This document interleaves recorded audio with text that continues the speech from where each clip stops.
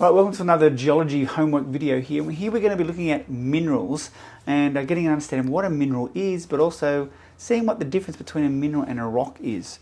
So a mineral is a solid, if we were to look at a definition here, a solid inorganic, which means it doesn't contain very much carbon, naturally formed substance, okay, so it's not an artificially formed substance, that has a crystalline structure and specific chemical composition.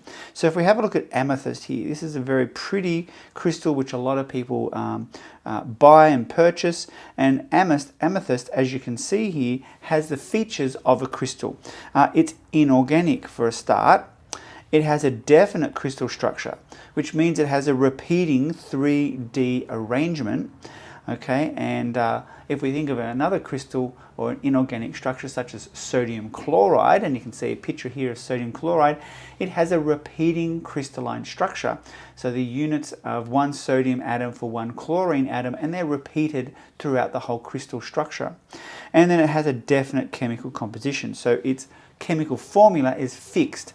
We don't see a variation from one sample of amethyst to another. Alright, so let's have a look at some other inorganic materials and see if we can classify them as being minerals or not. So if we have a look at sand, okay, is sand inorganic? Yes, it is. It's made of silicon dioxide. Okay, so we've got silicon dioxide there, and there's no carbon there, so it's definitely inorganic. Has it got a definite crystal structure? Oh yes, it does. You can see here, if we make a molymod model of it, it has a definite shape. It has a tetrahedral structure, which we know when you do a bit more chemistry. So it definitely has a crystalline structure. But does it have a definite chemical composition? Yes, it does, because it has one silicon for every 2 oxygen. That's the formula for sand. So sand is an example of mineral, and it's known as quartz. Now we can have different types of quartz depending upon whether they have other impurities in there. There's other elements that are added, and that gives it different colors, but quartz pretty much, or sand, is silicon dioxide. What about conglomerate? Well, remember, conglomerate here is a type of rock. It's a sedimentary rock, and you can see that there's if I enlarge this picture here, we can see there's different types of rocks in this rock. We have a matrix, right, which is bonding it all together, a bit like concrete, if you will. But there's different types of rock, different sizes of rock, and you can see that they've got different chemical compositions. So that's a bit of a problem when it comes for our definition of a mineral. And so therefore, does it have a definite composition? No. One section of conglomerate will be different to another. So if I was to drill into this bit and work out its chemical composition, it would be different if I was to drill over in that bit.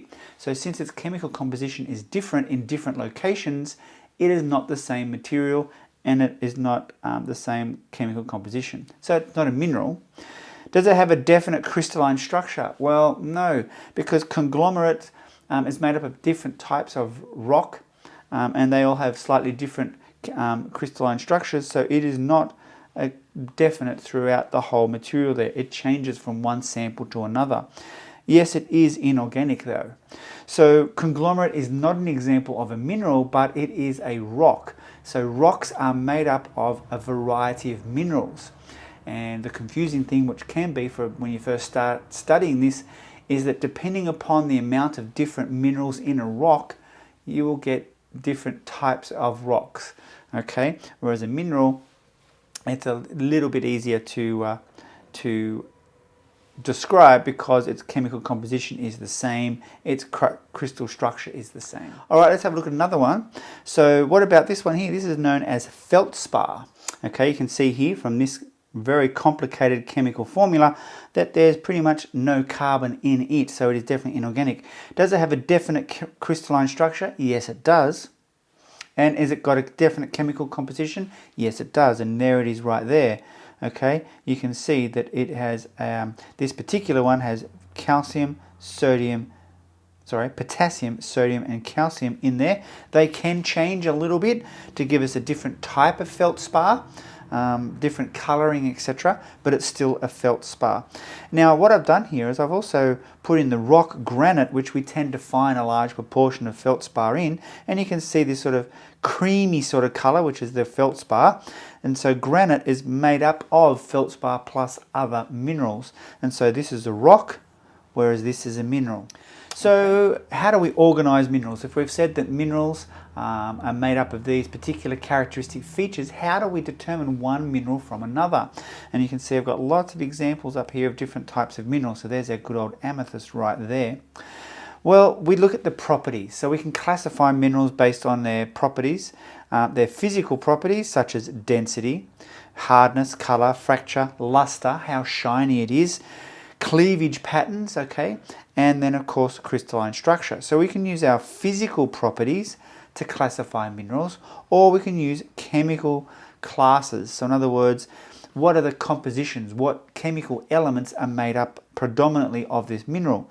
And so as we saw a second ago, we have feldspar, which has silicon in it, so silicates. So let's just flick back to that last slide.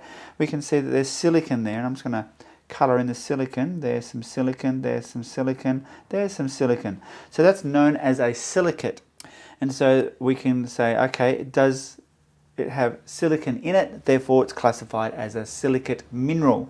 And so mica is another example of that. What about if it has sulfates in it?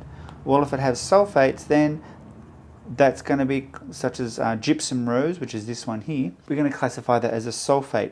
Or is it a carbonate? Does it have lots of carbonates in it? And then we can classify them as well. So we're going to be looking and doing more videos on how do we classify these things in terms of luster, because that's an optical property, right, of the particular mineral. We can do it in terms of its hardness, where we can use the Mohs scale of hardness, where we scratch the mineral and the colour of the powder gives us a indication of how hard that mineral is in comparison to other. So we're going to be looking at some of those to help us get a better understanding of how to classify minerals. But hopefully now you know the difference between a mineral and a rock, and you're able to start identifying some basic minerals. So when we start talking about, oh yeah, that's a feldspar, and you go, okay, yep, I know what that term means now. All right, that's it. Make sure you got your notes, you got your flow diagrams, you got your colours, you've highlighted any key terms, and I'll see you in another video.